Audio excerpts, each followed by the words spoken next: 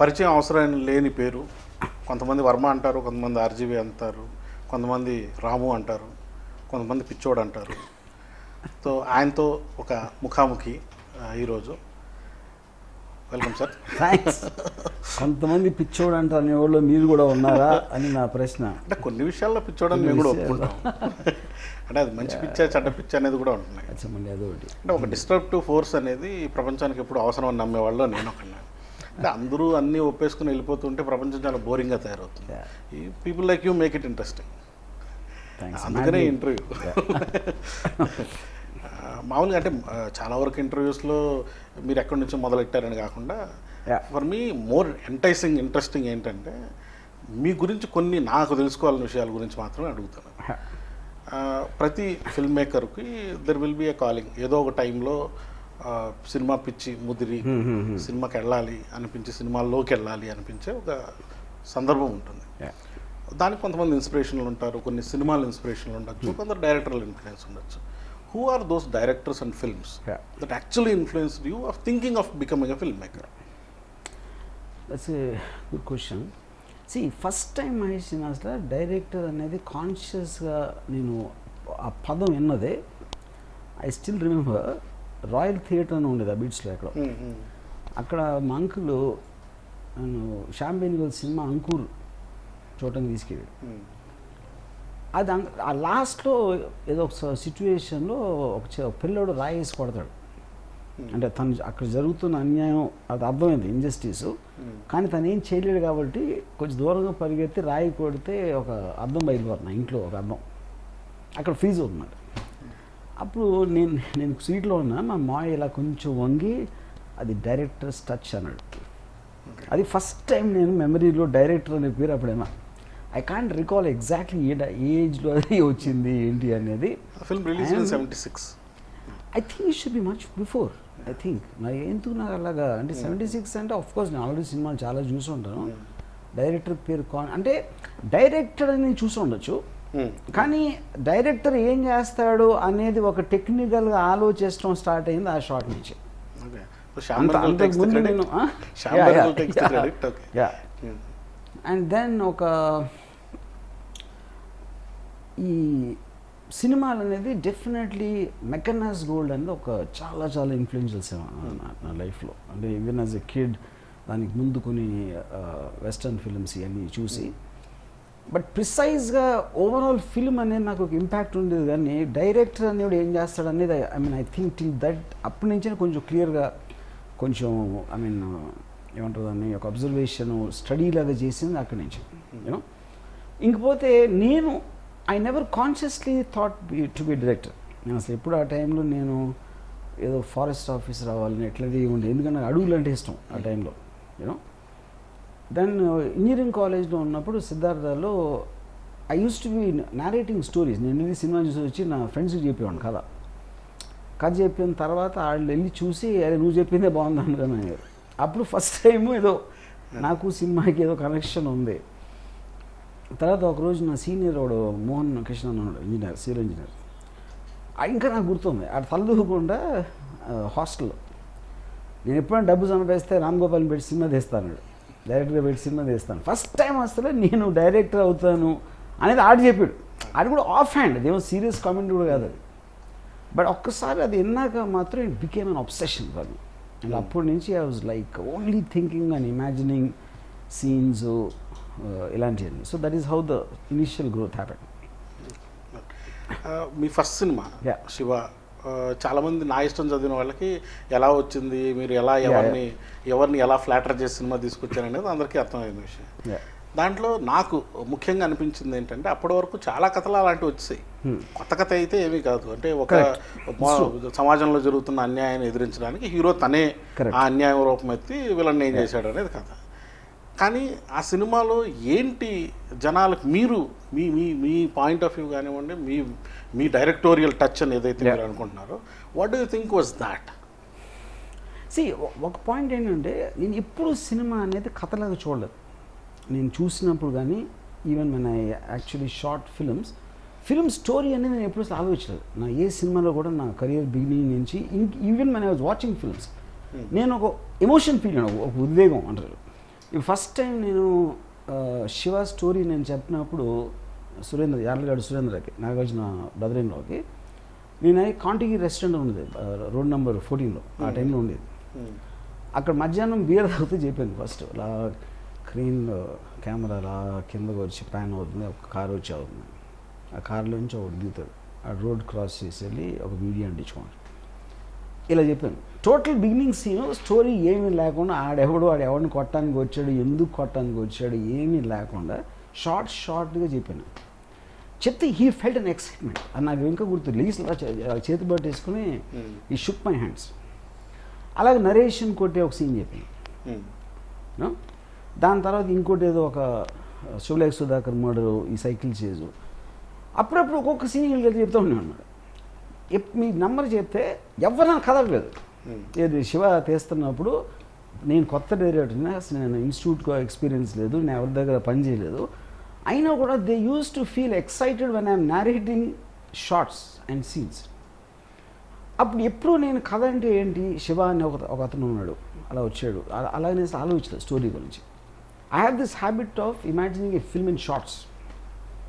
అందుకనే నా గుడ్ సినిమాలు బ్యాడ్ సినిమాలు రావడానికి కూడా రీజన్ అదే. ఎందుకంటే బికాజ్ అది ఏదో సడన్గా దాని అదే ఒక కథ అయిపోతుంది ఒకసారి నా ప్రమేయం లేకుండా. Which is reason I say నా మంచి సినిమాలన్నీ యాక్సిడెంట్స్, నా బ్యాడ్ సినిమాలన్నీ ఇంటెన్షన్ అని. అది నేను అందుకే చెప్పేది, అది ఎవరికి అర్థం కాదు. ఇంకోటి అనదర్ క్వశ్చన్ ఆస్క్డ్ సేమ్ దానికి ఒక ఎక్స్టెన్షన్ ఏంటంటే, ఇప్పుడు ఒక అమ్మాయిని ఏడిపించారు ఎవడో, ఒకసారి గూండాలు ఏడిపిస్తూ ఉంటే ఎవడో కొట్టాడు. అది నాకు తెలిసి కృష్ణ గారి సినిమాలోని, ఎన్టీ రామారావు సినిమాలోని అంతకుముందు 70s ఎర్లీ 70sలో కూడా ఉన్నాయి, ప్రతి సినిమాలో ఉంటుంది అలాంటిది. బట్ ఎప్పుడైతే అది రిలేటబుల్ అవుతుంది అందరికీ, అలాంటి ఎక్స్పీరియన్స్ ఒక చోట ఉంటుంది, ఒక బ్రదర్కి ఉండొచ్చు, ఒక ఫ్రెండ్కి ఉండొచ్చు, ఇలా గుండా ఎలిమెంట్స్ ఈవ్ టీజింగ్ చేసేది, అది అంత రియలిస్టిక్గా చూపెట్టినప్పుడు I think they connected to that emotion. అది న్యూనెస్ ఆఫ్ ద సీన్ కాదు.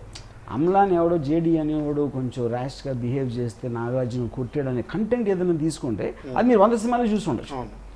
కాబట్టి అంత రియలిస్టిక్గా they didn't see it before. అంటే ఎలాగో మాకే ఇలా జరిగింది, మా కాలేజీలో ఇలా జరిగింది అనే ఒక కనెక్టివిటీ తోటి అది ఫీల్ అయ్యారని నేను ఐ థింక్ స్టార్టింగ్లో కూడా ఐ థింక్ శివ హిందీలో రిలీజ్ అయినప్పుడు వన్ ఆఫ్ ద రివ్యూవర్ స్పెసిఫిక్గా యూజ్ చేసిన వాడు రా రియలిజం అనే ఒక వర్డ్ యూజ్ చేశారు.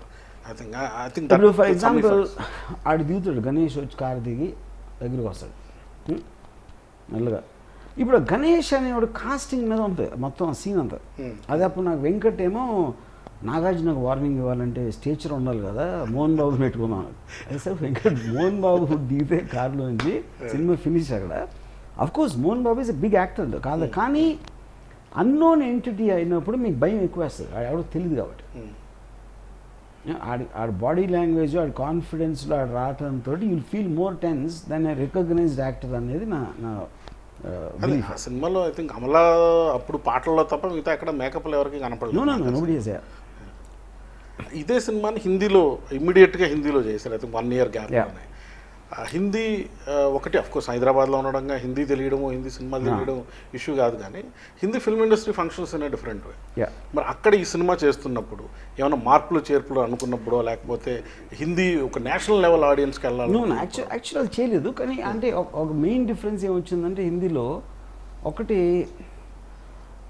రఫ్లీ 12,000 feet ఉంది శివ, హిందీ 16,000 feet వచ్చింది, nearly 40 minutes or something more than. దానికి కారణం ఏంటంటే ఒకటి హిందీ లాంగ్వేజ్లోనే ఒక స్లోనెస్ ఉంటుంది కంపేర్ టు ఎస్పెషలీ రియలిస్టిక్గా మాట్లాడినప్పుడు. తర్వాత నేను కొంచెం క్యారీ అవే అయిపోయి క్రేను స్టడీ క్యాము కలిపి ఒక లాంగ్ లెంగ్తీ మూమెంట్లు, ఈ యాంబియన్స్ అనేది, ఎందుకంటే ఆ ఇనిషియల్ ఎక్సైట్మెంట్ పోయి when you're trying to recopy you're not emotional anymore. ఆ ఎక్సైట్మెంట్, ఎంతూజియాజం అనేది it will become. So you invested more onto technology rather than the emotions. Yeah, so I stopped feeling for the actual what I am trying to do at the other point. But still they felt it endga akkada relatively newness, even then it was newness. But కానీ నేను ఎక్కడ కూడా హిందీలో చేస్తున్నాం కాబట్టి story element లేకపోతే తీసే విధానం మార్చాలని కాన్షియస్గా నేను అనుకోలేదు. Because my influence was more from Hindi cinema any which way. అదొకటి. రెండోది అంటే ఇప్పుడు స్టూపిడ్గా ఉంటుంది, నేను మార్చింది ఆ పాప సెంటిమెంటు పాపని బదులు అమలా క్యారెక్టర్ చచ్చిపోతుంది హిందీలో, యూనో. సో నేనేమనుకున్నానంటే హార్డ్లీ 2 సీన్లో ఉంది ఆ పాప శివ తెలుగులో బిగినింగ్లో, తర్వాత మర్చిపోయాం కన్వీనియంట్గా లేదు సినిమాలో. సడన్గా క్లైమాక్స్లో గుర్తొచ్చి మళ్ళీ తీసుకొస్తే అదేదో ఆడేసింది, అమల త్రూ అవుట్ ఉంది కాబట్టి ఎమోషన్ ఇంకా ఎక్కువ వస్తుంది అనే ఉద్దేశంలో అమల చేశాను. సో హిందీ చూసిన వాళ్ళకి దే కుడ్ అండర్స్టాండ్ వాట్ తెలుగులో ఏంటి పాప ఎక్కడ నుంచి చూసింది మధ్యలో, తెలుగు తర్వాత చూసిన వాళ్ళకి. తెలుగు చూసిన వాళ్ళకి నేను అనవసరంగా చెడగొట్టాడు అంత మంచి సీన్ అని. సో అంత మంచి సీన్ నాకు తిరిగి తీసినప్పుడు అది ప్రాబ్లం అక్కడ. హిందీలో కూడా ఆ సినిమా హిట్. అంటే అనేది ఈ పర్టికులర్ ఎలిమెంట్ తెలుగు సినిమా చూసిన చాలా మందికి అమలాన్ని చంపడం నచ్చలేదు, ఎందుకంటే వాళ్ళు ఆల్రెడీ ఫిక్స్ అయిపోయాడు దాన్ని.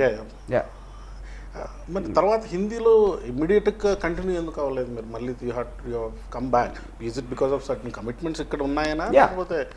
అక్కడ ఒకటి నేను 91లో తీసాం శివను. I think it released 91 end ఎప్పుడు ఉంటుంది శివ. దాని తర్వాత నేను Kshanakshanam took me very long time, ఎందుకంటే శ్రీదేవ్ గారి డేట్స్ వర్ బిగ్ ప్రాబ్లమ్, చాలా లాంగ్ స్ట్రెచ్లో. అప్పుడే నేను మనీ అవుట్ ప్రొడ్యూస్ చేస్తున్నాను మళ్ళీ రాత్రి. సో వీటన్నిటి వలన మళ్ళీ అక్కడికి వెళ్ళదు Ratri. But it was also made in Hindi. Raat Antham also made in Hindi. It is not like I was not doing Rangeela big hit కాబట్టి మళ్ళీ అంతవరకు మళ్ళీ రాలేదు అనే ఒక ఫీలింగ్ ఉంటుంది వాళ్ళకి. But actually I was doing something or other in Hindi. ఈ మధ్యన నేను నాయక్ అని ఒకటి తీశాను సంజయ్ దత్తో. అది సగం అయ్యేటప్పటికి అరెస్ట్ చేయడు, అదొకటి. కానీ ఎక్కడో మీకు అమీర్ ఖాన్కి మధ్య చెడింది అనేది అప్పట్లో చాలా పెద్ద వార్త. ఏంటంటే మీరు బహుశా స్టేట్మెంట్ ఏదో ఇచ్చినట్టున్నారు, అమీర్ ఖాన్ బదులు గోవింద్ అయితే ఇంకా బాగుండేదని. అక్కడ ఏం జరిగిందంటే ఒక రెస్టారెంట్ సీన్ ఉంది రంగీలాలో. దాంట్లో వెయిటర్ ఉంటాడు, ఫ్యాన్ ఆన్ కర్ ఏసీ ఎదురుగుమన్నాడు. ఆ సీన్లో ఆడు వెయిటర్ ఎక్స్ప్రెషన్ ఎలా ఉంటుంది? వెయిటర్ ఏమో 5-star హోటల్ వెయిటర్, ఈడేమో రోడ్ మీద ఆవరాడు ఆమె. ఈడికి కూడా నేను సర్వ్ చేయాలి అమ్మ, ఈ క్వశ్చన్స్ కూడా రెస్పెక్ట్ఫుల్గా ఆన్సర్ చేయాలి అనే వాడి హెల్ప్లెస్నెస్కి సంబంధించిన ఎక్స్ప్రెషన్స్ ఎక్స్ట్రాడినరీగా ఇచ్చాడు యాక్టర్. ఆడొక స్టేజ్ యాక్టర్ అక్కడ, Marathi Gujarati stage actor. So నేను ఇంటర్వ్యూలో ఏం చెప్పానంటే ఒక ఫిల్మ్ ఒక సీన్లో ఉన్న ఎఫెక్ట్ ఆడియన్స్ ఎందుకు వస్తుందని అర్థం చేసుకోవడానికి దాని నిజం కారణం ఏంటంటే దానికి చాలా డిఫరెన్స్ ఉంటుంది. ఫర్ ఎగ్జాంపుల్ ఈ సీన్ అంత పేలింది సినిమాలో, అది ఆమిర్ కాదు, అది ఆ వెయిటర్ మళ్ళా ఆమిర్ డైలాగ్ చెప్తున్నాడు which is return by dialogue writer. దాని కౌంటర్ ఎక్స్ప్రెషన్ ఆ వెయిటర్ ఇచ్చిన దాని మీద people are enjoying that scene. Okay అని ఇది నేను ఒక ఖాలిద్ మొహమ్మద్ అని ఒక టాప్ కాలమిస్ట్ అండ్ రివ్యూర్ ఆ టైంలో అతనికి ఇచ్చిన ఇంటర్వ్యూ చెప్పాను. ఆడి హెడింగ్ ఏం పెట్టాడంటే the waiter is better actor than Aamir అని పెట్టాడు. ఎందుకంటే ఆడికి ఆమిర్కి ఏదో ప్రాబ్లం ఉంది, because he doesn't come to Filmfare awards అని. నా పేరు కోట్ చేస్తా, the waiter is a better actor than Aamir అని పెట్టాడు. Aamir is a very very sensitive గా. ఆ టైంలో సెల్ ఫోన్స్ లేవు. నేనేమో ఎక్కడెక్కడో ప్రేమ కథ షూటింగ్ ఉన్నా, సమ్ తెలుగు ఫిల్మ్ ఏదో, అది ఆ టైంలో గుర్తురావట్లేదు నాకు ఇప్పుడు. మేము అనగానుగా ఒకరు షూటింగ్ ఉన్నా అది. సో ఐ డెంట్ గెట్, నాకు 2-3 సార్లు 4-5 సార్లు ల్యాండ్లైన్లో ట్రై చేశాడు, సెల్ ఫోన్స్ లేవు కదా. నేను అవాయిడ్ చేస్తున్నాను అనుకుని డెలివరీ వాళ్ళేమో చంపేస్తున్నారు మీడియా వాళ్ళు, ఏంటి ఇలా అన్నాడు ఆర్జీవీ నీ గురించి అది ఇది అని. So you had no choice by to counter that and say something else. So నాకు తెలిసేప్పటికే నాకు 15 days అయింది అది ఇలా జరిగిందని. సో అప్పుడు నేను వెళ్ళి ఆమెను కలిసి, ఆమె that is not how it happened, ఇది జరిగింది ఇదా అంటే ఆమె then you should give a public statement against Khalid Mohammed అని. కానీ నేను అనలేదని అంటలా, కానీ అర్థం చేసుకోనోడికి అలా చెప్పడం అనేది తప్పు. So I can't go and deny, I said that my explanation is correct. Then what is the point if you can't tell it publicly, if you're just telling me privately అనేసి. ఆమె నాకు అర్థం కావట్లేదు, రంగీలో ఆల్రెడీ రిలీజ్ అయ్యి super hit అయిపోయింది, everybody loves your performance. నేను waiter better than Aamir అంటే వాళ్ళు మార్చుకుంటారా మైండ్ ఎవరైనా? I don't understand. నేను అంటాం అనకపోవడానికి ఎలాగ అసలు డిఫరెన్స్ పడుతుంది? అది నా మీద వస్తుంది ఏమైనా వస్తే, ఆడు ఆల్రెడీ ఫిక్స్ అయిపోయాడు ఆడియన్స్ నువ్వు ఫెంటాస్టిక్గా చేసావు అని. Director waiter better than Aamir అంటే వెయిటర్ బెటర్ అయిపోతాడు. సినిమా చూడడానికి వచ్చింది basically. But Aamir at that time is very very sensitive. Definitely నా తప్పు 100%. So that was only issue actually. And అదే టయానికి మీరు ఇక్కడ మనీ తర్వాత అనగనగా ఒక రోజు ఒక ప్రొడ్యూసర్ అవతారం ఎత్తడం అంటే వాట్స్ ఇట్ అంటే ఏంటి what turn you into a producer? Did you have a lot of money by then? No. See, first of all, money, సినిమాలు ప్రొడ్యూస్ చేయడానికి మనీకి సంబంధం లేదు, ఎవరికి తెలియదు అది. That's a different matter all together. It's about I just wanted that control. I don't want someone else to tell me what to do. ఇంకోటి నేను ఫస్ట్ నుంచి కూడా use to make very out of the box films. రాత్రి first time ఎప్పుడు పాటలు ఏమి లేకుండా cinema తీసాం. ప్రొడ్యూసర్ అంటే సార్ మ్యూజిక్ లేకపోతే ఎలా అండి, ఏదో నచ్చ కొడుతూ ఉంటారు కదా, అండ్ ఎనీథింగ్ హ్యాపెన్స్ నా మీద పడి ఏడుస్తారు తర్వాత. చెప్తే వెళ్ళలేదు మీరు. యా, ఎందుకు అందుకని ఆ ఏడిపోతే నేను ఏడ్చుకుంటాను, ఇంకోళ్ళు ఎందుకు ఏడిపించడం అని నేను. That is reason I took the decision to be a producer. And ఇది right from a second film. Ratri ఆ తర్వాత కో ప్రొడక్షన్స్ అన్ని there was someone financing but you were the line producer. Correct. అనగనగా ఒక రోజు విషయంలో ఇంకా కొంత క్లారిటీ చాలా మందికి లేని అది డైరెక్ట్ చేసింది మీరా, కృష్ణవంశీ గారు? రిలీజ్ అయిన వర్షన్ నేనే చేసింది. ఓకే. అది Vamsi, anyway I don't get to the details. అది వంశీకి నాకేదో డిఫరెన్స్ వచ్చి నేను ఆపేసి రంగీలా రిలీజ్ అయిన తర్వాత I came back and did it. అంటే వన్ ఫిల్మ్ దట్ చాలా వరకు I think BBC when started talking about directors with in India, 100 best డైరెక్టర్స్లో మీ పేరు ఉటంకిస్తూ వాళ్ళు మేజర్గా చూపించిన ఫుటేజ్ వచ్చి ఇది మన సత్య సినిమా సంబంధించి. ఆ టయానికి that is like one of the things. బాలీవుడ్లో ఒక కార్పొరేట్ కల్చర్తో పాటు ఒక ఇండిపెండెంట్ స్పిరిట్ ఆఫ్ సినిమా, ఈ రెండు చాలా కాంట్రడిక్షన్స్. ఒకటి corporate kind of film making can't be independent cinema, and independent cinema can't be corporate. కానీ ఈ రెండింటిని ఇండియన్ కాంటెక్స్ట్లో మిక్స్ చేసిన ఏకైక film maker who brought that in to Bollywood అని చాలా వరకు హిస్టరీ స్పీక్స్. అసలు ఈ ఒకటి ఫ్యాక్టరీ టైప్ మోడ్ ఒకటి, ఈ సినిమా సత్య అనే ఒక idea and how it turn out to be a film. దాంతోపాటు అటాచ్ అయిన వాళ్ళ గురించి నెక్స్ట్ మాట్లాడదాం. బట్ అసలు ఇలాంటి ఒక లిటరల్గా బాంబే కూడా సరిగ్గా అంటే బాంబేలో ఉంటున్న వాళ్ళు కూడా బాంబేని అంత బాగా చూపించరేమో, చూడలేదేమో అనే ఒక realistic approach to making and also very corporate kind of release కానివ్వండి, ప్రమోషన్ కానివ్వండి, ఇవన్నీ కూడా.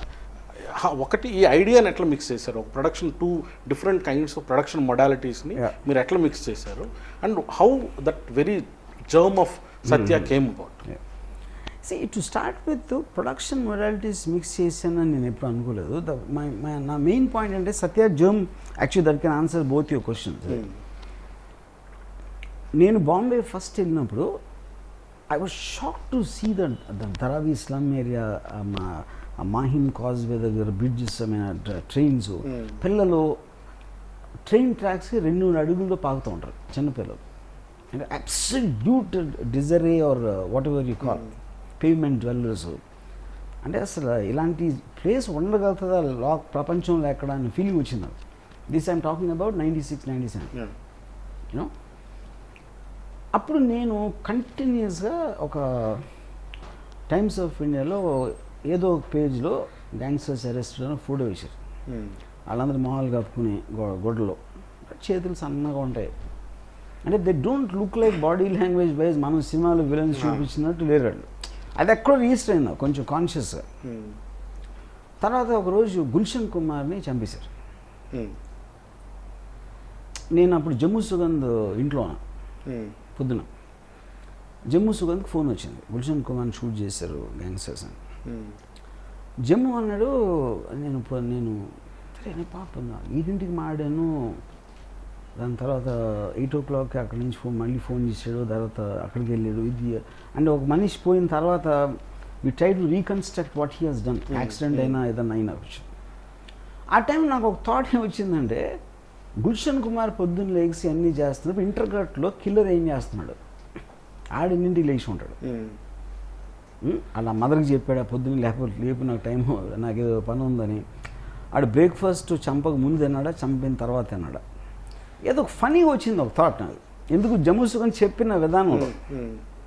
And suddenly it struck me that మనం ఎప్పుడు వీళ్ళు చంపినప్పుడు తెలుస్తుంది, చచ్చినప్పుడు తెలుస్తుంది, కానీ ఈ మధ్యలో ఏం చేస్తూ ఉంటారు వీళ్ళు. That I think is a film అని అనుకో.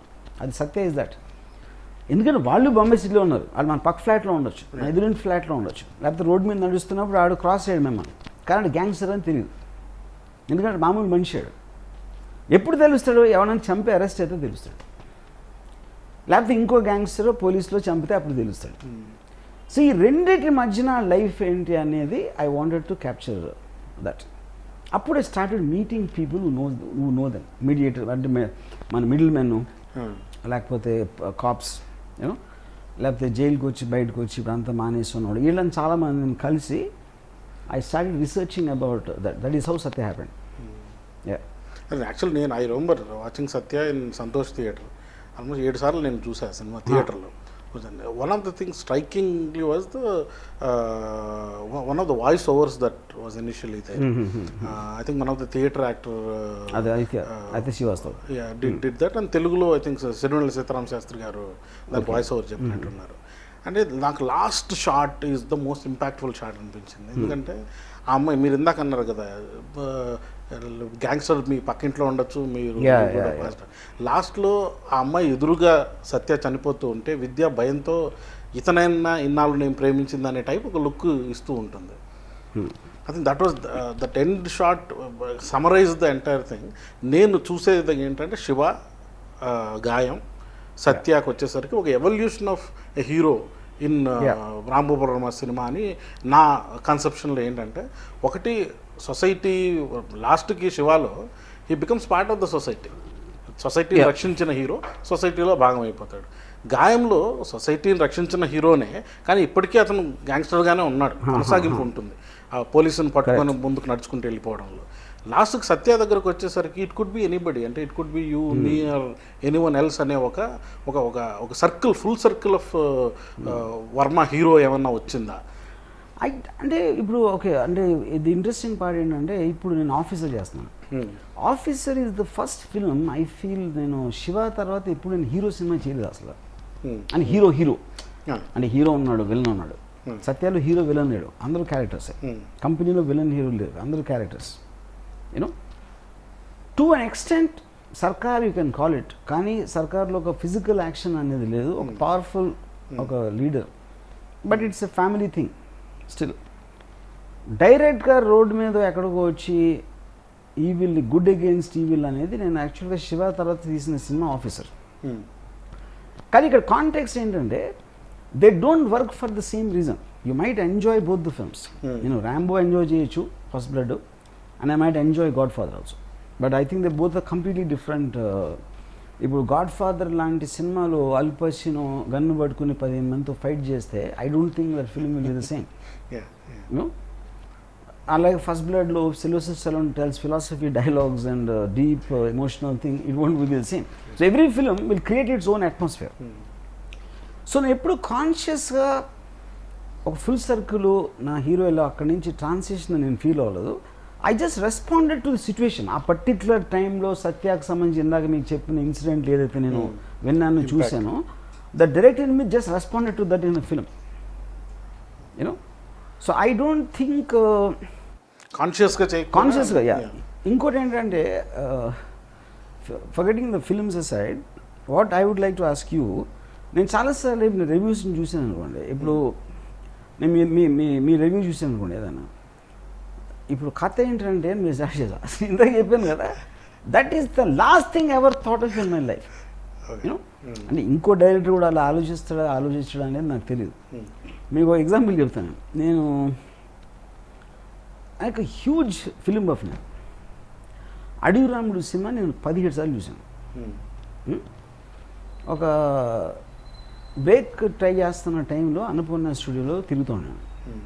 ఆ రోజు వెంకట్ అక్కినేని రూమ్లో ఉంటే సత్యానంద్ జందేల్ గారు వచ్చారు ఏదో కథ చెప్పడానికి. వెంకట్కి వాళ్ళు రాఘవేంద్ర గారు ఎవరితో ప్లాన్ చేస్తున్నారు, కథ చెప్పడానికి వచ్చారు వెంకట్ దగ్గరికి. I happen to be in the room at that time.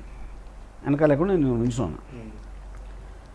వీళ్ళు కథ చెప్తా వెంకట్ ఏదో డౌట్ వచ్చింది ఆ కథలో. అప్పుడు ఇట్లా అడవి రాముడు రెఫరెన్స్ తీసుకొచ్చారు. మనది అనుకున్నది చాలా స్ట్రాంగ్గా ఫీల్ అవుతారు వెంకట్ ఆడియన్సు. మన దేశం, మన సంపద, మన ట్రెడిషన్, మన కల్చర్, అది ఎవరైనా ఎత్తుకుపోతూ ఉంటే వాళ్ళకి చాలా ఫీల్ అయిపోతారు ఎమోషనల్గా అందుకని మేము అడవి రాముల్లో గంధపు చెక్క స్మగ్లింగ్ అనే ఇష్యూ పెట్టాం అని చెప్తున్నారు. అంటే దే ట్రైంగ్ టు ఇది దాన్ని ఎక్స్ప్లెనేషన్ ఇవ్వడానికి రెఫరెన్స్ తీసుకొచ్చారు అక్కడ. నేను 17 సార్లు చూసి నాకు గంధపు చెక్క ఎక్కడ ఉందో నాకు రిజిస్టర్ కూడా అవ్వాల. అది అసలు ఎక్కడ ఉంది ఆ సినిమాలో అని. తర్వాత అప్పుడు వీళ్ళు ఏమనుకుంటున్నారు, వీళ్ళు అడవి రాముడు కథ చెప్తూ ఉంటే అది నేను 17 సార్లు చూసిన సినిమా వీళ్ళు చెప్పేది ఒకటేనా? ఎందుకు నా కథ ఏంటి, అమ్మ తోడు పాటలో జయసూద గారు హై స్పీడ్లో పరిగెడతా ఉంటే ఆవిడ అందాలు, అది నాకు ఒక కథ. రెండో కథ ఎన్టీ రామారావు డైలాగులు, మూడో కథ రాజబాబు కామెడీ, నాలుగో కథ ఏనుగు, ఐదో కథ పాటలు, ఆరో కథ maybe A location what ever it is. Main కథ అయితే అసలు నాకు అర్థం కూడా అవ్వలేదు, వినలేదు కూడా, నేను చూడలేదు వినలా. మీకు ఏదైతే వాళ్ళు రాశారో రైటర్స్ అది నాకు అసలు నా లోపలికే రాలేదు. అప్పుడు ఏమన్నానంటే నేను, విలియం ఫ్రెడ్కిన్ డైరెక్టర్ ఈ said a film is an emotional experience. It can make you cry, it can make you laugh, it can make you thrill, it can scare you, you know. ఏదో ఒక ఎమోషన్కి of course story will help in creating that emotion. కానీ చాలాసార్లు story చెప్పే ప్రాసెస్లో directors emotion kill చేస్తారు. You know that's interesting thought. ఎందుకంటే story అనేది మనం పేపర్లో చదివినప్పుడు చెప్పినప్పుడు వేరేగా ఉంటుంది. సినిమాటిక్ విజువల్లో ఇప్పుడు రజనీకాంత్ గారు మా సినిమాలో 50% of the film high speed నడుస్తుంది అనుకోండి, అదే కథ. ఎప్పుడెప్పుడు హై స్పీడ్లో ఉంటే కథ బాగుంటుంది. నాకు 24 ఫ్రేమ్స్లోకి వచ్చి డైలాగ్ చెప్పిన వల్ల బోర్ కొడతారు. The fair enough, it works on different reasons, you know. So అప్పుడేంటి నాకు ఒక ఫిల్మ్ అనేది ఇట్ ఈజ్ ఒక విజువల్ ఆస్పెక్ట్, ఒక నారల్ ఆస్పెక్ట్, ఒక మీరు ఏమనుకుని వచ్చారు, మీ సెన్సిబిలిటీ ఏంటి, what kind of things you like in life, and there are so many factors to it. So for example Deewar అనే సినిమా ఉన్నాను, మదర్ సెంటిమెంట్ భలే పడింది. అంటే నేను మదర్ సెంటిమెంట్ సీన్ ఒక్కటే నేను ఫాస్ట్ ఫార్వర్డ్ చేసి ఉన్నాను. దీవర్లు వీడియోలో చూస్తే అదొక్కటే నేను చూడలేదు ఇంతవరకు. నాకు మదరు, సిస్టరు, దేవుడు, ఈ మూడిట్లో ఎవరున్నా సరే ఫాస్ట్ ఫార్వర్డ్ చేస్తాను. సో అప్పుడు నేను ఒక రిబెల్ ఏంటి, ఒక ఏమంటుందని, I don't know what it's called, I know I think you know the point I'm saying. So fine, fair enough. దానివల్ల నాకు ఎమోషన్ అర్థం కాదని అఫ్కోర్స్ నా సినిమాలో ఉంటారు, నా సినిమాలో అలాంటి సీన్స్ ఉండొచ్చు. ప్రాబ్లీ నేను గోవిందా సినిమాలో కూడా the way I treated god no one is done, అంత రెస్పెక్ట్ తోటి. Though I don't believe in god, అది వేరే విషయం, you know. But I always feel story of a film, editing of a film, editing on the biggest mystery. నాకు చాలామంది అసలు first of all editor ఏం చేస్తాడని తెలియదు వాళ్ళకి. ఎడిటింగ్ బాగాలేదని రాస్తారు రివ్యూల్లో. ఎడిటింగ్ అది ఎవరు డిసైడ్ చేస్తారన్న దాని మీద ఉంటుంది, కానీ ఎడిటర్ ఏం చేస్తాడు? Editor is lesser than the director. Director length పెట్టమంటే పెడతాడు, కట్ చేయమంటే కట్ చేస్తాడు. మీరు రివ్యూలో ఎడిటర్ని ఎలా తిడతారు దానికి? వాట్ ఇఫ్ దర్ ఆర్ ఇప్పుడు శ్రీకర్ ప్రసాద్ లాంటి editor he can also call shots sometimes. జరగదు, నేను చెప్తున్నాను. దాని కారణం ఏంటంటే ఎప్పుడు డైరెక్టర్ అనేది ఎవడు first definition is who calls the shots. Director మీకు సజెషన్ ఇవ్వచ్చు, సజెషన్ అసిస్టెంట్ డైరెక్టర్ ఇవ్వచ్చు, లేకపోతే ఎవరికి అసలు దానికి సంబంధం లేనివాడు కూడా ఇవ్వచ్చు, and the director might accept it.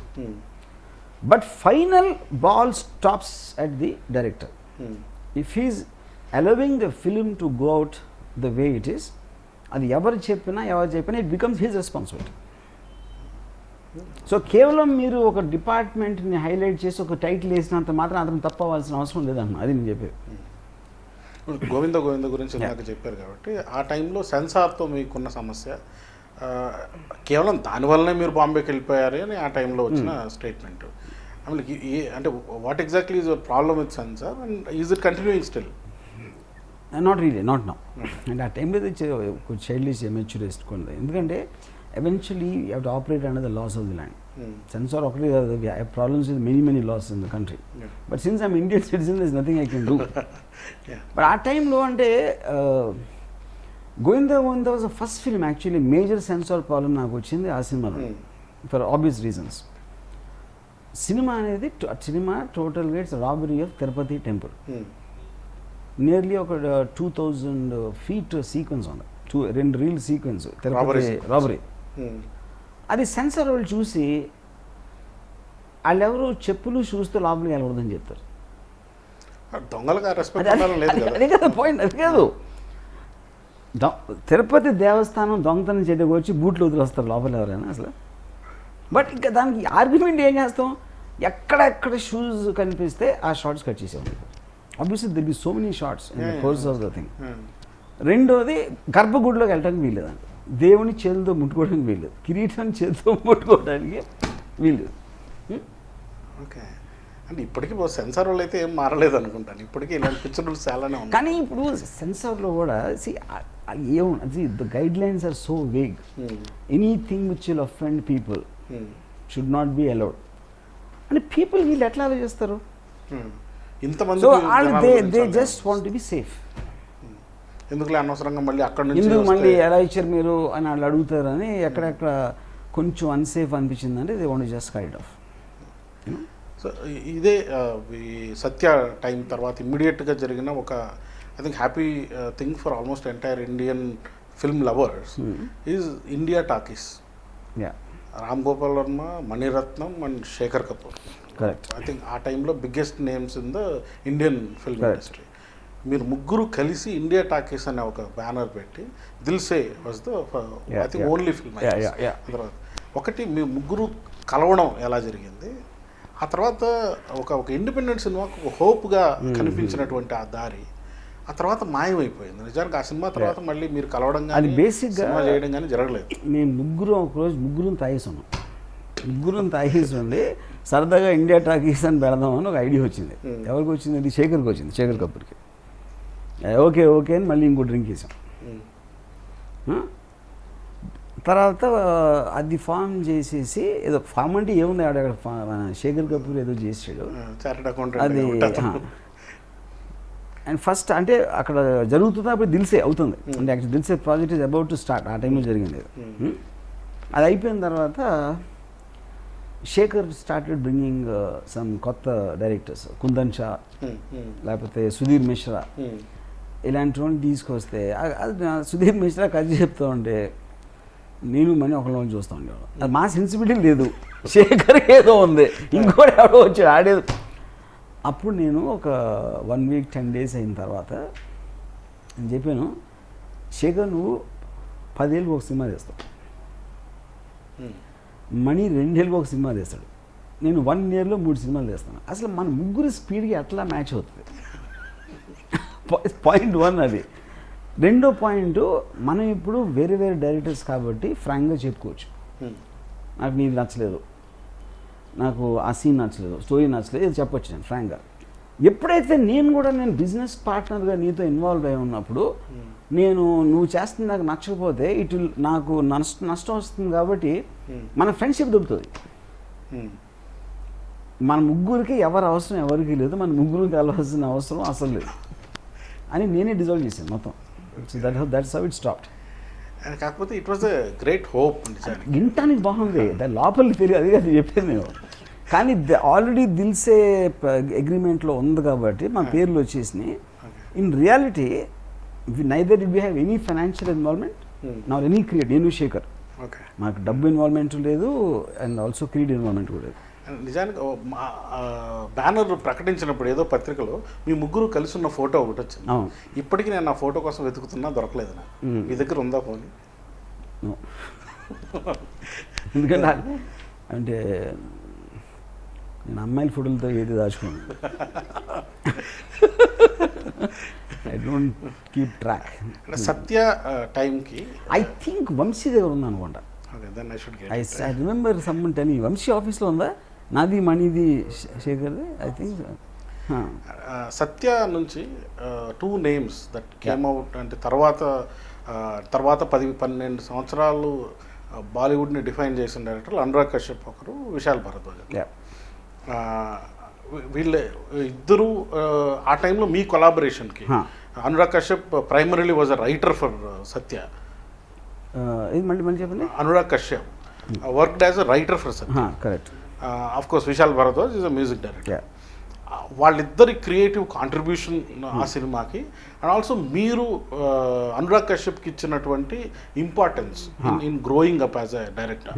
Because ఇప్పటికీ తను మీ పేరే చెప్తారు, అంటే ఇఫ్ నాట్ ఫర్ దట్, అంటే ఒక 5 లక్షలు నా మీద ఇన్వెస్ట్ తను ఏమీ క్వశ్చన్లు అడగకుండా చేయడం వల్లే నేను ఒక డైరెక్టర్ అవుతాను అనే నమ్మకం నాకు కలిగిందని అంటూ ఉంటాను.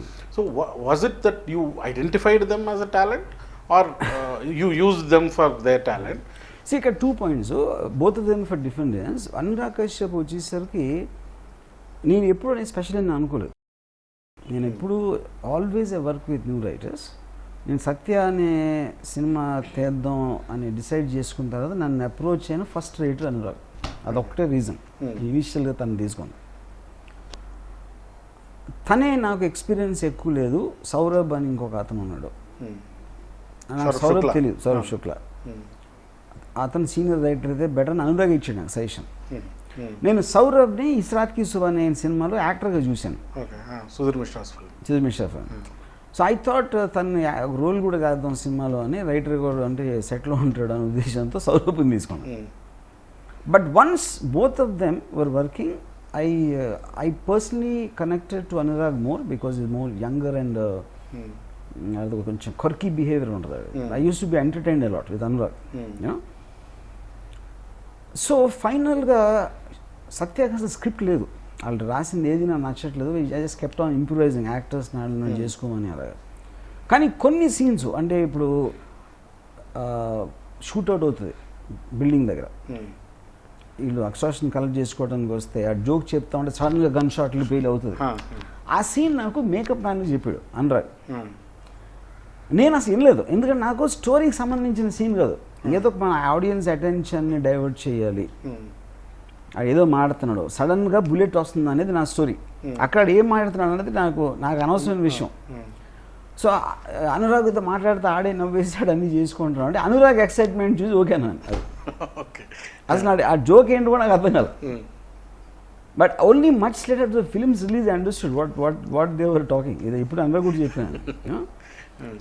తర్వాత ఈ గురునారాయణ యాదేసుకెళ్ళి గోలీ ఖాతా నాసిక్మే అదే ఇవన్నీ అది అనురాగ్ ఇస్ వెరీ వెరీ ఎమోషనల్గా ఎక్సైట్మెంట్లో కైండ్ ఆఫ్ దాంతో అలా 4-5 scenes is return which I think are very very great scenes of the film. You know so writing కాంట్రిబ్యూషన్లో if at all it is there definitely Anurag's is far superior. సౌరభ్గా లేదని చెప్తాను. Vishal completely he's great. దాని కారణం ఏంటంటే విశాల్ మార్చీస్ I was very very impressed songs. No so Vishal music అది very unlike my kind of music. అది very very typical Vishal kind of melodies అయ్యి. నేను మామూలుగా నాకు ఒక స్పెసిఫిక్ టేస్ట్ ఉంటుంది సాంగ్స్లో. సత్య మ్యూజిక్ సౌండ్ సో డిఫరెంట్, నా మ్యూజిక్లో ఉండదు అసలు అది. అది completely Vishal's this thing.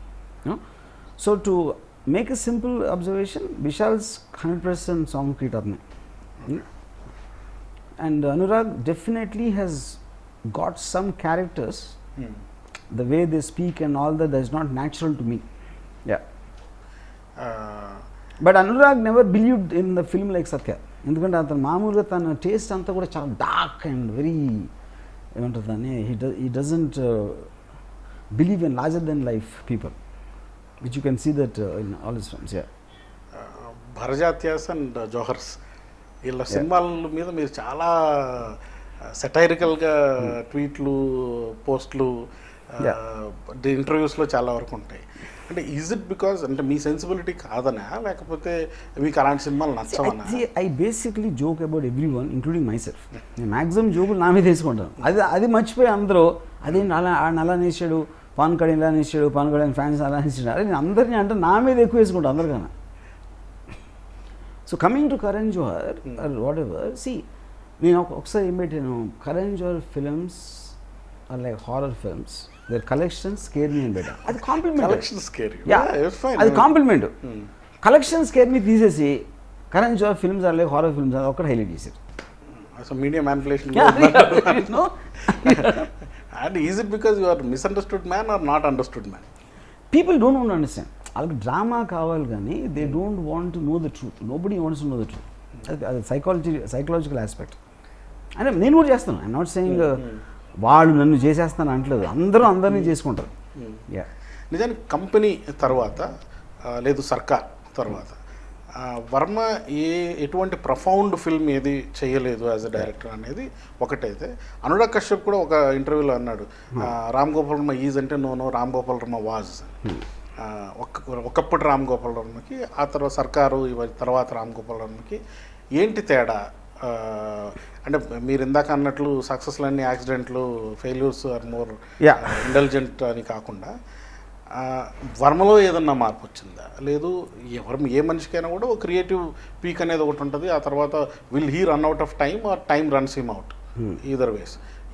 How do you analyse it from your point of view? It's basically నేను కొన్ని వందల వేల సార్లు నేను ఆన్సర్ చెప్పాను లాస్ట్ 10 yearsలో, but like I said nobody listens to answers. వాళ్ళు ఆల్రెడీ ఆన్సర్స్ వాళ్ళ మైండ్లో ఫామ్ చేసుకున్నారు, అప్పుడు దాని తర్వాత చెప్తాను. Anyway to try to tell you, see basically I believe that I'm the most creative now, I'm the most intelligent and the most exposed with knowledge. అది నా సినిమాలో రిఫ్లెక్ట్ అవుతుందా లేదా అని I can't tell that. That has to be told by others. If it is not there, it is not there. There is nothing for me to say. So అప్పుడు పిచ్చోడని తెలీదు అని ఒక ఆన్సర్ ఇవ్వచ్చు, అదంతా పోయిందని అది తెలుసుకోవట్లేదని మీరు అనొచ్చు, అది కూడా కరెక్ట్ అవ్వచ్చు. So I think it's a very hypothetical situation to answer that question, because my honest belief is I'm much more evolved as a film maker, much more evolved as who understands cinema now. You know, నిజానికి నా ఇష్టం పుస్తకం release అయిన టైంలో మా friends మధ్య జరిగిన డిస్కషన్లో 2 రకాలు. ఓకే, ఇతనికి ఏం అంత ప్రపంచాన్ని ఉద్ధరించేంతగా ఇతను ఏం చేశాడు కనుక చెప్పాలి అతని గురించి అనేది ఒకటి. లేదు అయిపోయింది విషయం, ఇంకా బయోగ్రఫీ రాసుకుంటే సరిపోతుందని రాశాడు అని ఒకటి. అసలు నా ఇష్టం అనే ఆలోచన మీకు ఎందుకు వచ్చింది? అది ఒక బయోగ్రఫీగా దాన్ని తీసుకురావాల్సిన అవసరం నిజంగా ఉందా?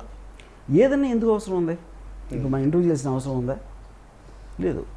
లేకపోయినా పర్లేదు. బేసిక్గా anything you do what you feel like doing it any point of time. అది వర్క్ అవ్వచ్చు, వర్కౌట్ అవ్వకపోవచ్చు, కొంతమంది కావచ్చు, ఇంకొంతమంది అవ్వకపోవచ్చు. Whatever, from the time you get up in the morning till you sleep in the night ఏదో చేస్తారు everybody. అది చేయాల్సిన అవసరం, పొద్దున్న నిద్ర లేకాల్సిన అవసరం ఉందా అంటే అఫ్కోర్స్ లేదు. ఎవడు మిమ్మల్ని వచ్చి లోకం అయిపోదు మీ నిద్ర లేకపోతే, ప్రపంచానికి నష్టం ఏమీ లేదు. So I think it's because I gave the answers so many times it bores myself. ఆ తర్వాత of course vodka with Varma కూడా again that's another perspective. And also nice to include ఏంటంటే it's a thought. It is a biography of a thought. It is never intended as my story. నేను శివ నా break ఎలా వచ్చింది దానికి experience నేను చెప్పాను, కానీ నా కథలాగా ఎప్పుడు లేదు. నా ఇష్టం, book is purpose is not that. ఈ మధ్యకాలంలో ఒక ఐఏఎస్ అంటే ర్యాంక్ వచ్చిన కుర్రాడు చెబుతూ one of the greatest influence in my life is Ram Gopal Varma. ఆ తర్వాత I went back to his interviews and saw some of them. మీరు రామోయిజం అనే పేరుతో ఏం చేస్తున్నారో తెలియదు, కానీ ఒక జనాలకి ఒక philosophy of like progression of thought అనుకోవాలా, ఫిలాసఫీ అనుకోవాలా. ఇజం అనేది నిజంగా డిఫైన్డ్ ఇజం అయితే కాదు. You are not asking any one to follow it, neither you are forcing any one to follow it. అసలు ఈ కెథారసిస్ ఏదైతే ఇది చెప్పాలి అనే తపనో, లేకపోతే జనాలు తెలుసుకోవాలనుకునే వాళ్ళ తపన వల్ల మిమ్మల్ని అడుగుతున్న ప్రశ్నలో అసలు ఆలోచన ఎక్కడి నుంచి వచ్చింది? ఇంత నెక్స్ట్ జనరేషన్ చెడగొట్టాలని మీరు ఎందుకు డిసైడ్ అయ్యారు? జనాలు ఎందుకు ఎలా చెడగొడుతున్నాను అని మీ ప్రశ్నకి నా ఆన్సర్ ఏంటంటే, యాక్చువల్గా ప్రతి మనిషిలో ఒక మృగం ఉంటాడు. మృగం అంటే మృగం అనేది నేను ఒక బ్యాడ్ సెన్స్లో అంటలేదు, ఇన్స్టింక్టివ్. నేను ఇది చేయాలి, నాకు ఇది కావాలి, నేను ఇది కోరుకుంటున్నా. కానీ మనకి మీద ఉన్న ఎక్స్పెక్టేషన్స్ ఫ్యామిలీ నుంచి కానీ, సొసైటీ నుంచి కానీ, వేరే వివిధమైన ఎక్స్పెక్టేషన్స్ ఉంటాయి.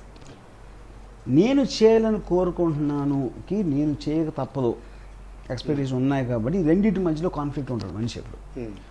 ఈ రామోయిజం ఏం చేస్తుందంటే, నువ్వు నీ కోసమే ఆలోచించుకోవడంలో తప్పు లేదు అనే దానికి ఒక మారల్ జస్టిఫికేషన్ ఇచ్చేటప్పటికి వాళ్ళందరూ ఫ్రీగా ఫీల్ అయిపోతారు. సో అది ఎవ్రీబడి వాంట్స్ ఏ మారల్ జస్టిఫికేషన్. నేను ఇలా అనుకుంటే తప్ప, నేను అనుకుంటే తప్ప అనుకుంటారేమో, నేను ఇలా చేస్తే నన్ను జడ్జ్ చేస్తారు, నన్ను ఒక వెలేస్తారు, లేకపోతే నా ఆలోచన తప్పని ఒక గిల్ట్ ఫీలింగ్ తోటి బతుకుతారు మనుషులు most of the time. Guilt feeling అవసరం లేదుగా, నువ్వు అనుకున్నదే కరెక్టు అని చెప్తాను నేను. Most one line philosophy of Ramism అది. అంటే చాలా ద వరకు virtue of selfishness of Ayn Rand, basically you are living your life for yourself, you don't need to have a commitment towards somebody. నీ వేరే వాళ్ళ కోసం నువ్వు త్యాగం చేసుకోవాల్సిన అవసరము లేదు అని అనేది బేసిక్ పాయింట్ ఆఫ్ రామిజం. నాకు నిన్న ఎవరో తగిలిరావు, తను వచ్చి చెప్పాడు, నేను రామిజం చూశాను సార్, మాకు ఒక్కటే రిగ్రెట్ ఏంటంటే మీరు 10 ఏళ్ళ క్రితం చేయాల్సిందే, ఎందుకంటే అప్పుడు నేను ఆ ప్రొఫెషన్ మార్చేసుకున్నాను ఆ టైంలో. అయితే ఇప్పుడేమో నేను ఆల్రెడీ ఇరుక్కుపోయాను మొత్తం ఒక life circle. I can't come out side, you know. So any kind of a thought will influence certain number of people depending on the strength of it, వాళ్ళ కనెక్టివిటీ బట్టి. సో రామిజం నిజంగా చదివిన వాళ్ళని జీనియస్ అనుకోవచ్చు, లేకపోతే ఇంటర్వ్యూ బిగినింగ్లో మీరు చెప్పినట్టు పిచ్చోడు అనుకోవచ్చు. It can happen both ways. One thing that I observed is అంటే చాలా మంది ఫిలాసఫర్స్ ఉన్నారు. మీరు ఇందాక చెప్పిన అయన్ రాండ్ దగ్గర నుంచి, సాతర్ నుంచి, నుంచి చలం, మన చలం వరకు చాలా మంది ఫిలాసఫర్స్ చాలా చెప్పారు లైఫ్ని చూసే దృక్కోణం గురించి, సమాజం ఎట్లా మనిషిని కంట్రోల్ చేయాలనుకుంటుందనే దాని గురించి. ఇంకా మతాలు అయితే ఇంకా మీరు ఇందాక చెప్పిన గిల్ట్ కానివ్వండి, పాపభీతి కానివ్వండి, ఏదో కారణం చెప్పి మనిషిని డొమెస్టికేటు, సోషలైజు ఈ రెండూ చేయడానికి చాలా ప్రయత్నాలు చేస్తూనే ఉంటాయి. వాటిని బ్రేక్ చేయడం అనేది society, or you turning people against society అనేది ఒక మేజర్ డౌట్. ఏంటంటే అది ఒక అరాచక వాదుల్ని ఏమన్నా మీరు తయారు చేస్తున్నారా, అందువల్ల నేను ఇందాక అన్నట్లు చెడగొడుతున్నారు అన్నది ఆ అరాచకత్వం అనేది ఎంతవరకు కరెక్ట్? డిఫరెన్స్ ఏంటంటే యాంటీ సోషల్ అనేది ఫస్ట్ ఆఫ్ ఆల్ సొసైటీ లేకుండా మనిషి బతకలేడు. If you're in civilized, if you're in civilization and if you are wanting a certain security for yourself, ఏ పారామీటర్స్ నుంచి అయినా మీ సొసైటీలో పార్ట్ కాకపోతే you cannot have existence, you might as well live in the jungle. So that is not what my philosophy says. You should understand why you need to follow the truth, not blindly. మీరు understand చేసుకుంటే మీరు guilt feel అవ్వరు. మీరు మనస్సులో ఏంటని అంటే ఒక gilt, లేకపోతే ఒక డిస్గస్ట్, ఒక యాంగరు, ఒక ఇన్సెక్యూరిటీ, ఒక డిప్రెషన్ ఫీలింగ్ ఎప్పుడు వస్తుంది మీకు? మీరు చేయాల్సిందే మీరు చేయలేకపోతున్నారు, వేరేది మిమ్మల్ని చేయిస్తున్నారు. కానీ ఎందుకు చేయాలి అసలు, అది దాని వల్ల ఉపయోగం ఏంటి అనేది చెప్పినప్పుడు మీరు అక్కడ మీకు అవి ఉండవు. That is what the actual point of that is. ఇప్పుడు సపోజ్ దేవుడు, నేను దేవుడు నమ్మను, okay, but I believe that God is needed. ఎందుకంటే మనుషులకి ఎవరో ఒకళ్ళు they have to look up to. వాళ్ళు ఇంకో మనిషిని చూడరు, పొలిటికల్ లీడర్ని, మామూలు లీడర్ని ఎక్కువసేపు they can't trust them. So ఒక సుపీరియర్ పవర్ ఉంది అనే ఒక బిలీఫ్ లేకపోతే it's very difficult to hold society together. So అది ఒక లీడర్ చేయగలుగుతాడు, ఒక రిలీజియస్ థాట్, ఒక ఫిలాసఫీ, పొలిటికల్ థాట్ చేయగలుగుతుంది సపోజ్, లేకపోతే ఒక దేవుడు చేయగలుగుతాడు. That is needed. కానీ అవసరం మీకు ఎప్పుడు అర్థమైందో న్యాచురల్గా you will follow that. You won't go against your own feeling, ఎందుకంటే you know that it is necessary to do that. You know, గుడ్డిగా నమ్మేసి మనం చేయాలన్నమాట, మనం చేయాలంట అనేది ఒక గుడ్డిగా నమ్మినప్పుడు you will suffer all these negative complexities. మనల్ని మనం అర్థం చేసుకోవడం, మన లిమిటేషన్స్ని, లీగల్ లిమిటేషన్స్ని, మొరాలిటీకో లేకపోతే వీటికి సంబంధం లేకుండా అర్థం చేసుకోవడం ఎట్లా అనేది, and how to survive also. ఎందుకంటే కొంతమందికి మీరు అన్నట్లు one is how to survive, also second is whether you whole point of life and you have to be happy. You need to experience enjoyment in your life, you know, and you need to, అంటే నేను బతికిన దానికి నేను you want to look forward to waking up in the morning, you want to look up to next day ఏంటి అనేది కంటిన్యూస్గా ఒక excitement తేటానికి you need to have a free mind for that. ఆ ఫ్రీ మైండ్లో మీకున్న ఫిజికల్ రిస్ట్రిక్షన్స్ లేకపోతే ఏదో రిస్ట్రిక్షన్స్ ఉంటే వాటి కారణాలు మీకు అర్థమైనప్పుడు, అసిమిలేట్ చేసుకున్నప్పుడు you will still feel free. See, for example, I was the first person to support porn openly. And ఒక పేరున్న మనిషి, పీపుల్ నో హిమ్, అలాంటి అతను ఓపెన్గా పాన్ బ్యాన్ చేసినప్పుడు everybody was quite. I wrote, it was published in Times. No? And that then everybody came out. Okay, legal ఆస్పెక్టా, moral ఆస్పెక్టా, ఏ ఆస్పెక్ట్ అనేది దాని దుఃఖృతంలో నేను చూసి పెట్టాను whatever I said about it. Similarly I will say something about, నేను ఒక సొసైటీలో జరిగిన ఒక ఈవెంట్ కానీ ఒక పర్టిక్యులర్ దాన్ని నేను దానికే రెస్పాండ్ నేను ట్వీట్ పెడతాను. అది అర్థం చేసుకుని ఒకళ్ళే చూస్తారు, ఎంటర్టైనింగ్గా చూస్తారు, లేకపోతే పిచ్చెక్కింది అనుకుంటారు, లేకపోతే తాగేసి పెట్టాడు అనుకుంటారు, ఇంకా వాళ్ళ ఇష్టం వచ్చిన ఇంటర్ప్రిటేషన్స్ ఉంటాయి. But I'm aware of all that. ఎందుకంటే మీరు మాట్లాడిన దానికి అవతలోడి అర్థం చేసుకునే కెపాసిటీకి పొంత ఉండాల్సిన అవసరం లేదు. చాలా మంది మనిషి రూపంలో ఉంటారు కానీ అట్లా మనిషి ఆలోచించే తెలివితేటలు వాళ్ళకు ఉండవు. So when you're aware of it, ఎంత నెగిటివ్ వచ్చినా కూడా యూ కెన్ టేక్ దట్. అంటే నిజానికి అంటే చాలా నక్షల్గా నాకు అర్థమైంది ఏంటంటే జీవిత పరమావధి ఆనందమే. ఆ ఆనందాన్ని అనుభవించడానికి ఏ విధంగా ప్రయత్నం చేస్తాం అనేది రామోయిజం అంటారు. 100%.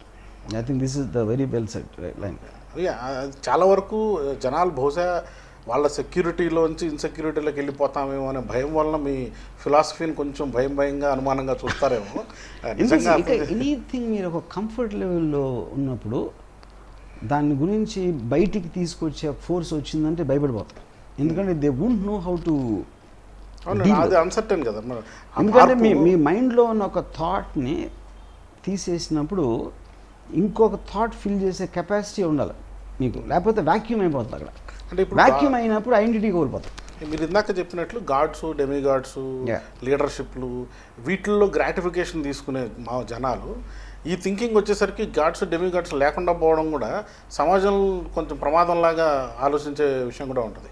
ఫ్యాన్స్, హీరోల వర్షంలో ఉన్న ఫ్యాన్స్, ప్రతి ఒక్కరికి ఒక ఐడెంటిటీ కావాలి. నేనేంటి, నేను ఇంజనీరు, నేను డాక్టర్, లేకపోతే నేను ఏదో ఫలానా సైంటిస్టు, పైలట్, ఇలాంటివన్నీ ఉంటాయి. కొంతమందికి అసలు అది ఉండదు. అంటే వాళ్ళకి ఏదో ఒక ఎడ్యుకేషన్ ఉండకపోవచ్చు, యాక్సెస్ ఉండకపోయి అప్పుడు నేను బీజేపీ అంటాడు, నేను ఎవడో ఒక కాంగ్రెస్ పార్టీ అంటాడు, ఇంకోటి నేను కమ్యూనిస్ట్ అంటాడు. Everybody needs some kind of an anchor for them. నేను కాలేజీలో చదువుకున్నప్పుడు ఒకడు ఉండేవాడు, వాడు నేను ఏఎన్ఆర్ ఫ్యాన్ అని చెప్పాడు. ఏఎన్ఆర్ ఫ్యాన్ అంటే నేను అడిగాను ఒకసారి, నువ్వు ఏఎన్ఆర్ సినిమాలు చూసి ఏఎన్ఆర్ బాగా యాక్ట్ చేశారు ఈ ఫలానా సినిమాలో, నీకు చాలా నచ్చింది ఆయన పర్ఫార్మెన్స్, సినిమా నచ్చింది, వాటెవర్, ఇంకో సినిమా కూడా వచ్చింది ఏఎన్ఆర్, అది కూడా బాగుంది. ఏఎన్ఆర్ ఫ్యాన్కి ఏఎన్ఆర్ సినిమాలు చేసిన దానికి ఫ్యాన్కి నాకు డిఫరెన్స్ ఉంది అక్కడ. అప్పుడు ఏఎన్ఆర్ నువ్వు పర్సనల్ ఫ్యాన్, నువ్వు ఎప్పుడన్నా కలిసావా, నువ్వు ఎప్పుడన్నా కలిసావా ఏఎన్ఆర్ గారిని, నువ్వు ఎప్పుడైనా ఇంటరాక్ట్ చేసావా ఏంటి అసలు ఏఎన్ఆర్ ఫ్యాన్ అంటే మీనింగ్ ఏం చెప్పాను. చాలా డిఫికల్ట్ ప్రశ్న అడిగినట్టున్నారు. కానీ అది తనకు ఆన్సర్ తెలీదు. కాకపోతే they will feel comfortable in that. నేను వీకే ఫ్యాన్, నేను మహేష్ బాబు ఫ్యాన్. ఎందుకు ఫ్యాన్ అంటే వాళ్ళకి వాళ్ళు ఇచ్చుకున్న ఒక సెల్ఫ్ డిగ్రీ అది. కాలేజ్ ఇన్స్టిట్యూషన్ అనేది ఏమీ లేకుండా వాళ్ళకి వాళ్ళు ఇచ్చేసుకున్న వాళ్ళ డిగ్రీ అది. ఎందుకంటే పీకే ఫ్యాన్ అని మీరు తీసేసారు అనుకోండి, మోస్ట్ ప్రాబబ్లీ ఐడెంటిటీ ఉండదు అతని గురించి వాళ్ళ ఇంట్లో వాళ్ళు కూడా తెలిసి ఉండదు, అది ఒక్కటి మీరు తీసేస్తే. కాబట్టి పీకే సెలబ్రిటీ కాబట్టి అట్లీస్ట్ బయటికి వెళ్ళి చెప్పుకోవడానికి ఆమె పీకే ఫ్యాన్ అంటే ఒక అదే రీసెంట్గా మీరు చేసిన 11,000 ఉన్నారు అనేది నిజానికి one of the survey also shows that PK fans అనేవాళ్ళు చాలా మోస్ట్ ఫేక్ ప్రొఫైల్స్ ఉన్న వాళ్ళు మోడీ తర్వాత పవన్ కళ్యాణ్కి అంతమంది ఫేక్ ప్రొఫైల్స్ ఉన్నాయట. అంటే ఫ్యాన్స్ అని చెప్పుకున్న ఫేక్ ప్రొఫైల్స్. అంటే ఈ ఐడెంటిటీ యాస్క్రైబింగ్ అంటే ఆ లేని ఐడెంటిటీని తెచ్చుకోవడం, లేకపోతే మారో ఐడెంటిటీల్లో అజ్ఞాతంగా బతకడం, ఇది ఏ లక్షణం అని అనిపిస్తుంది? అంటే first of all fake profiles తెలిసేంత ఉందనేది నాకు సర్ప్రైజ్ అది నాకు. But I'm not very sure I know the technical aspect of it. But going back to what is said, ఇప్పుడు పీకే ఫ్యాన్స్ అనేది కూడా it is generalize word. For example my mother also is a PK fan, maybe my cousin also is a PK fan, you know. కానీ యూట్యూబ్లో ఆ బూతులతో తిట్టేసి నరికేస్తా, కొరికేస్తా, చంపేస్తా అనే వాళ్ళు కూడా పీకే ఫ్యాన్సే. But there like a subset. ఆ నంబర్ ఎంత ఉంటుందనే డిబేటబుల్ ఇష్యూ అది. That's a different matter all together, you know. Obviously Pawan Kalyan అంత పెద్ద స్టార్, అంత పెద్ద మార్కెట్ ఉన్న హీరో అయ్యాడంటే obviously lot of people like him, which is obvious. దాంట్లో nobody is going to debate that. కానీ ఇందాక చెప్పిన నేను నా కాలేజ్ టైంలో ఉన్న ఏఎన్ఆర్ ఫ్యాను, ఆ fans are different. Pawan Kalyan సినిమాలో నచ్చటానికి సినిమాలకు అతీతంగా పీకే ఫ్యాన్ అని చెప్పుకోవడానికి there is a vast difference between the two.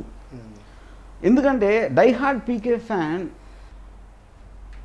Pawan Kalyan అంటే నచ్చినోడు he should hate Pawan Kalyan for being a film called Agnyaathavaasi. కానీ వీళ్ళు ఏం అజ్ఞాతవాసి ఫ్లాప్ అయినందుకు వీళ్ళు బాధపడతారు. అండ్ అది it is defeating the entire purpose of why you're a fan of PK first of all. మీకు అర్థం. సో పర్సనాలిటీకి తను క్రియేట్ చేసిన ఒక ఇమేజ్కి స్క్రీన్ మీద మీకు ఎంటర్టైన్ చేస్తుంది, టెరిఫిక్ డైలాగ్ చెప్తున్నాడు, అది అది ఉంది. Michael Jackson great singer, fantastic music guy. Michael Jackson పాట నచ్చినప్పుడు మైకేల్ జాక్సన్ ఫ్యాన్, పాట నచ్చకపోతే why are you his fan? There could be bad songs also, why not? అప్పుడు ఎంజే ఫ్యాన్ అంటే ఏంటి మీనింగ్ ఏంటి? I'm a fan of this MJ song, what you created, you know. So but coming back to that, ఇందాక PK fans ఆ కాంటెక్స్లో వచ్చింది.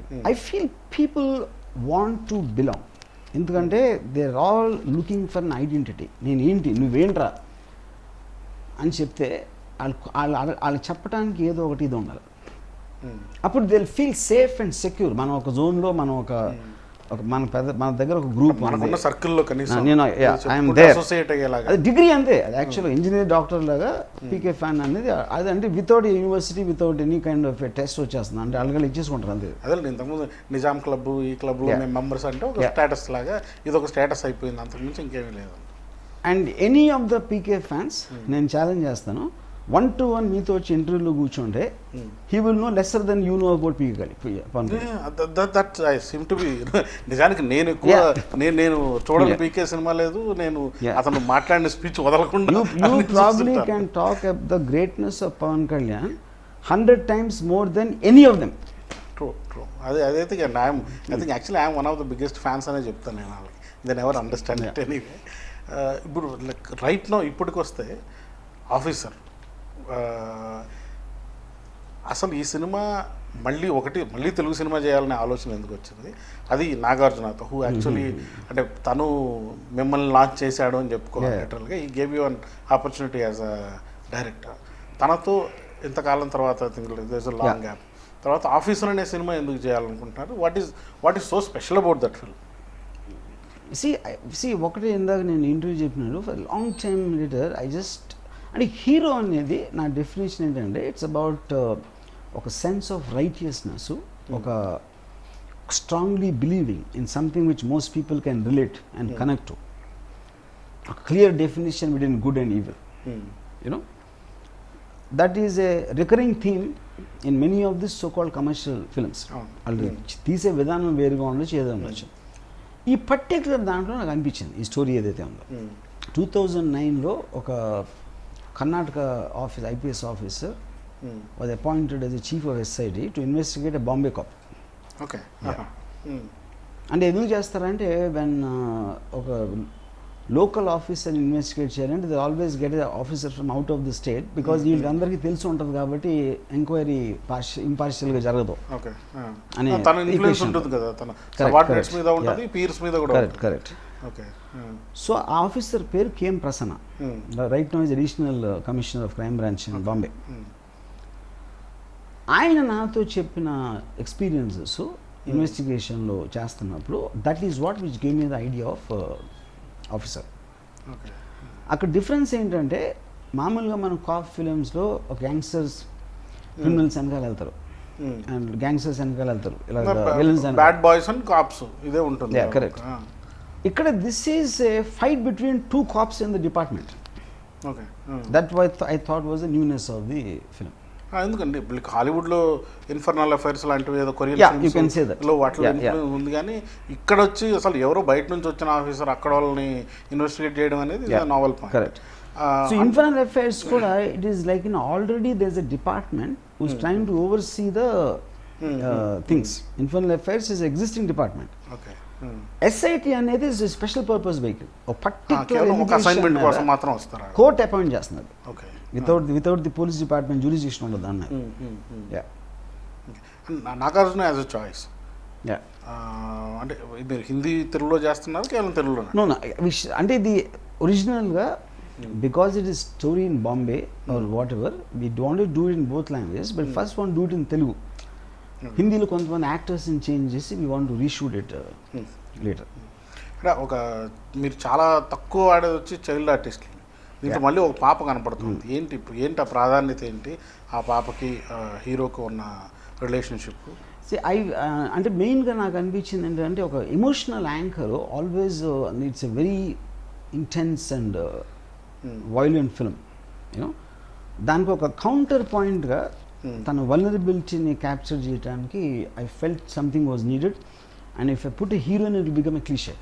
Okay, you know, it's very very fast moving and you won't have time for that. So a child will create that vulnerability more than a grown woman అని నాకు అనిపించి that's why I wrote the script.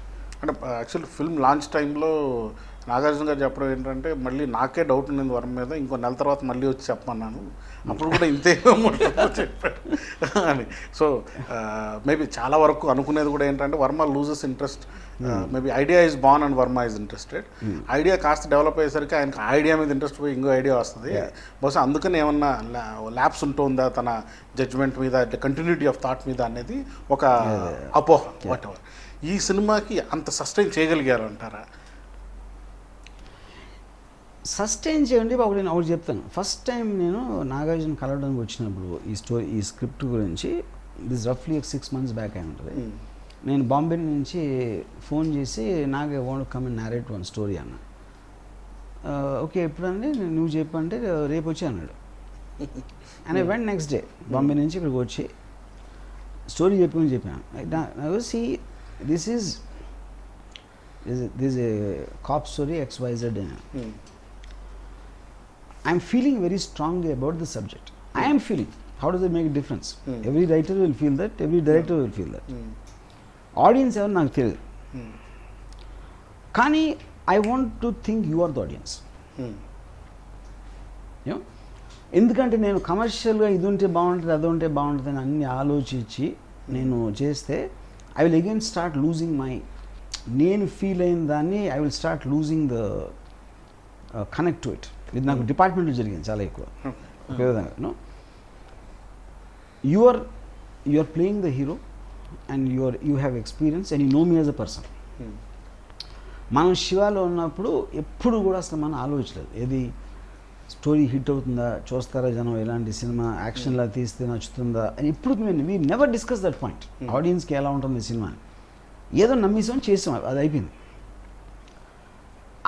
ఇప్పుడు నేను feel అయింది టెక్నికల్గా కానీ XYZ I want make it and I only want bounce board to be you. నేను ఎవరితో మాట్లాడను అసలు. ఆడియన్స్ అనేది వేగ్, ఆడియన్స్ అనేది ఎవరికి తెలియదు వాళ్ళు ఎలా, because they all different people. ఇప్పుడు ఈ రూమ్లో 10 మంది ఉంటే 10 మందికి డిఫరెంట్ ఒపీనియన్ ఉంటుంది. అప్పుడు నేను ఎవరిని ఆడియన్స్ అనుకోవాలి. So I want make it just for one man. So and I will be able to answer every question of yours. ఇప్పుడు నువ్వు సినిమా చూస్తాను, నేను చూపిస్తాను, నీకు నచ్చిందో లేదో నాకు చెప్పి అంత దానికి మించి నేను వెళ్ళను బయటికి. నేను first conversation I had with him and once I narrated he really loved and excited about the thing. After that strangely అంటే మాకు శివాలో ఉండేది అలాంటి ఈక్వేషన్, నాట్ సో మచ్ గోవిందలో లేదు, అంతంలో కూడా లేదు. బట్ అగైన్ దీంట్లో we had the same synergy in terms of understanding.